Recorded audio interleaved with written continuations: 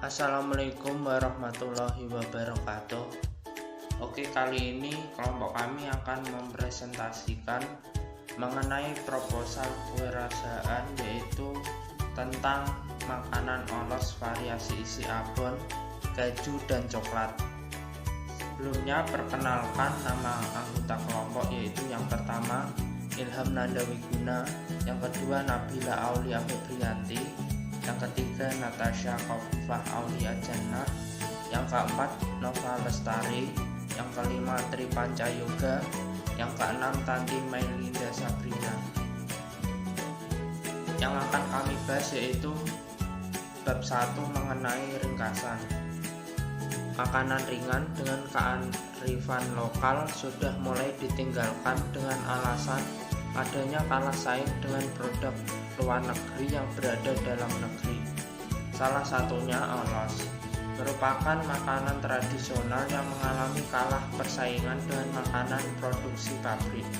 Adapun penurunan kesehatan pangan karena menggunakan bahan adiktif buatan seperti penyedap rasa, pengawetan, dan pemanis buatan. Hal seperti ini yang menyebabkan adanya berbagai penyakit seperti gagal ginjal, jantung, gangguan pernafasan, dan lain-lain. Dengan adanya olos varian abon, keju, dan coklat, maka variasi makanan ringan yang akan bertambah sehingga menarik perhatian masyarakat. Olos dengan varian rasa baru dan tanpa adanya zat adiktif sangat cocok dengan pemuda zaman sekarang. Selain ramah lingkungan dan kesehatan, olos variasi dapat meningkatkan penghasilan masyarakat dan dapat melestarikan makanan tradisional. Penjual olos di Kota Magelang juga tidak banyak, sehingga peluang pasar cukup luas untuk mengenalkan makanan ringan olos di khalayak lain karena di Magelang banyak pendatang baru. Kemudian bab 2 mengenai peluang. Untuk mengisi kejenuhan atau sekedar menghabiskan waktu luang, masyarakat banyak yang memesan makanan ringan atau membuat sendiri di rumah. Hal ini menyebabkan olos menjadi salah satu pilihan masyarakat untuk dikonsumsi. Minat masyarakat kebanyakan adalah olos dengan isian ayam pedas, tahu pedas, sayur pedas, dan tempe pedas yang membuat orang ikut memproduksi guna sebagai lahan rezeki mereka. Karena banyaknya minat masyarakat terhadap camilan olos, timbullah ide untuk memproduksi olos dengan varian lain. Variasi ini dilakukan pada warna dan rasa yang dimiliki olos. Untuk warnanya dilakukan dengan memanfaatkan warna alami yang dihasilkan oleh tumbuhan atau buah yang dapat menciptakan warna menarik pada olos.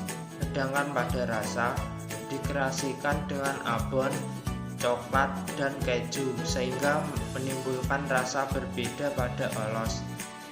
Dengan hal ini akan menimbulkan rasa penasaran pada konsumen untuk mencoba olos varian ini. Bab 3 yaitu mengenai target pasar. Olos dibuat dengan bahan dasar aci dan pewarna alami sehingga dapat dikonsumsi semua kalangan, baik anak-anak hingga lansia, dan itulah kelebihan dari olos variasi. Keanekaragaman ini yang meningkatkan daya tarik konsumen terhadap olos. Untuk target penjualan dari produksi usaha selama 5 bulan adalah 500 porsi dengan isi 10 piece atau per porsi, dan dibanderol harga yaitu mulai dari 1.500 sehingga didapat laba kotor selama 5 bulan yaitu 500 kali 10 kali 1.500 yaitu mendapatkan 7.500.000 laba kotor tiap bulan. 7.500.000 dibagi 5 yaitu 1.500.000. Bab 4 yaitu mengenai sumber daya. Untuk membuat olos dengan bahan dasar aci atau tepung kanji dilakukan dengan cara menguleni menggunakan air panas dan ditambah pewarna alami. Bahan dari pewarna alami sendiri dapat ditemukan pada sayuran atau buah-buahan. Bahan dasar atau pewarna untuk membuat olos bisa kita dapatkan pada penjual di pasar. Pembuatan olos juga tidak sulit.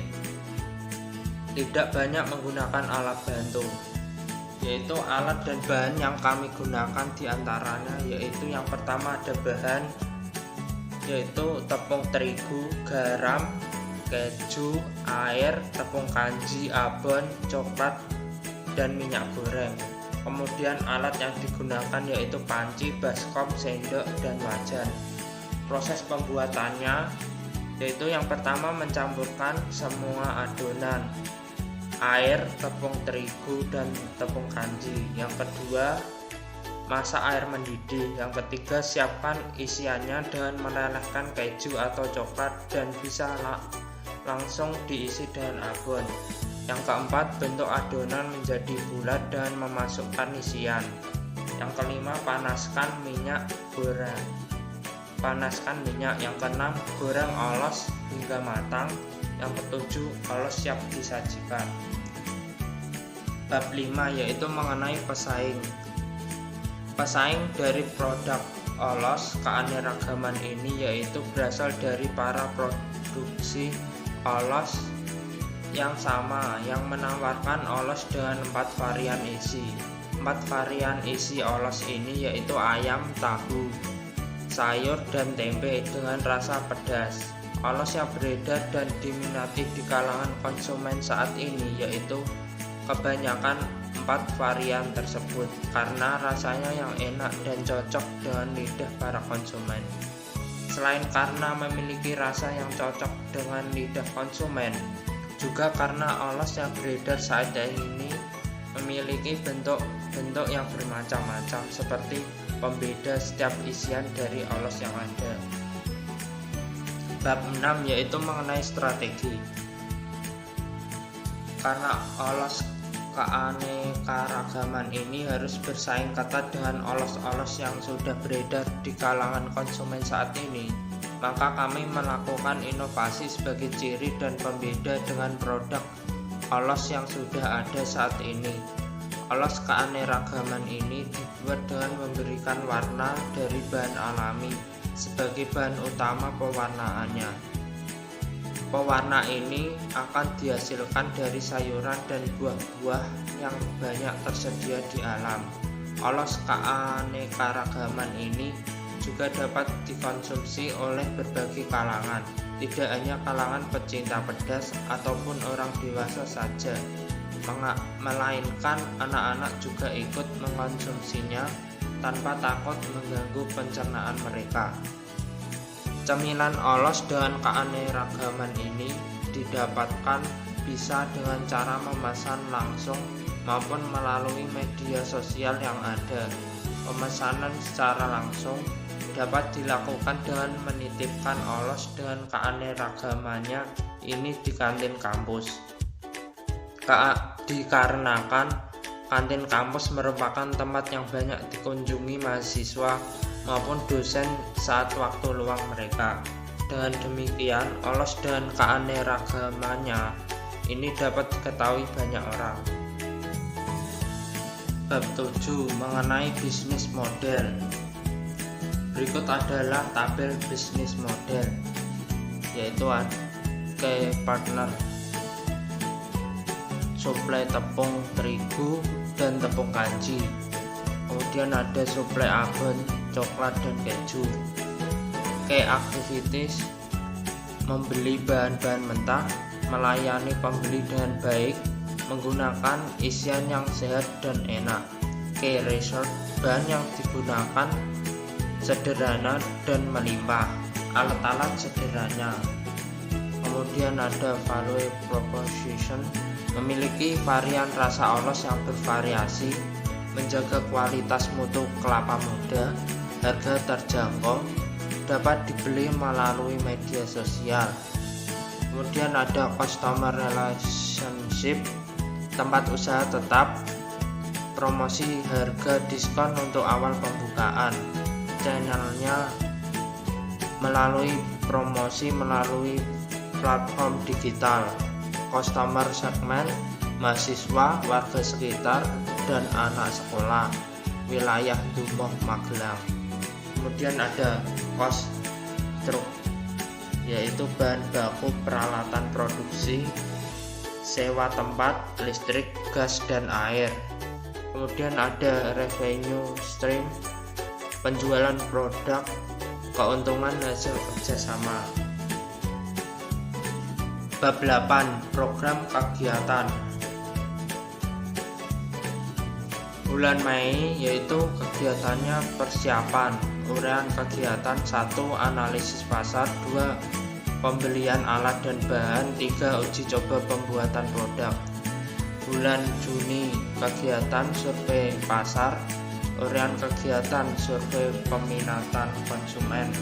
Bulan Juli kegiatan produksi dan pemasaran, uraian kegiatan 1. Produksi dalam skala kecil, 2. Peningkatan produksi, 3. Penjualan online, 4. Promosi di media sosial.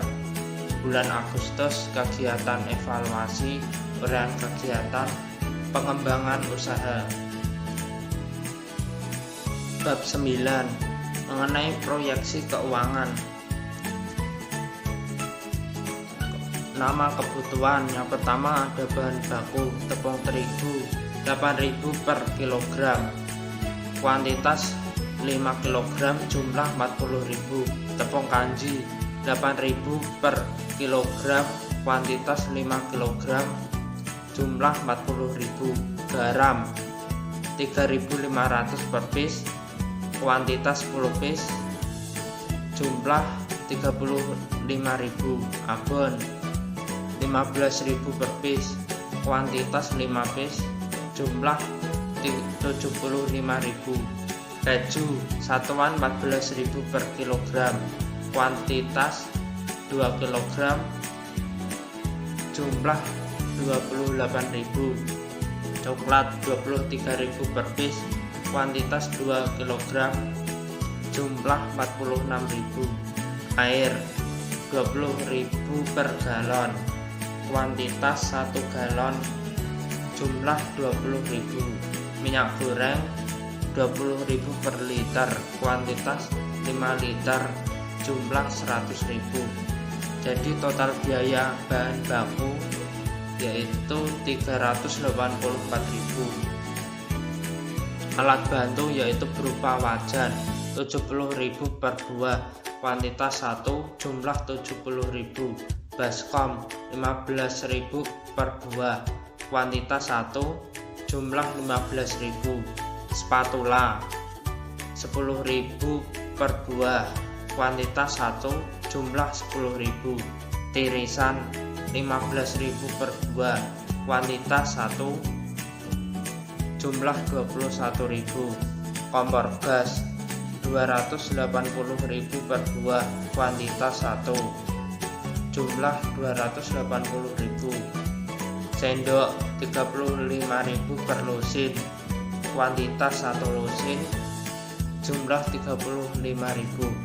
Jadi total biaya alat bantu yaitu 406.000.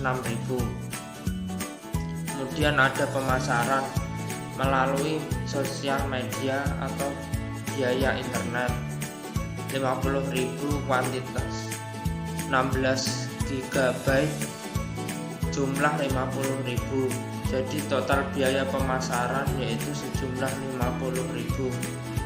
Distribusi yaitu berupa bensin 10.000 per liter, kuantitas 5, jumlah 50.000. Jadi total biaya pemasaran yaitu 50.000. Lain-lain plastik 6.000 per pak, kuantitas 50, jumlah 300.000. Dana cadangan 1 juta, kuantitas 1, jumlah 1 juta. Jadi total biaya lain-lain sejumlah 1.300.000. Total biaya keseluruhan yaitu 2.190.000. Sekian presentasi dari kelompok kami. Apabila ada salah kata, kami mohon maaf. Assalamualaikum warahmatullahi wabarakatuh.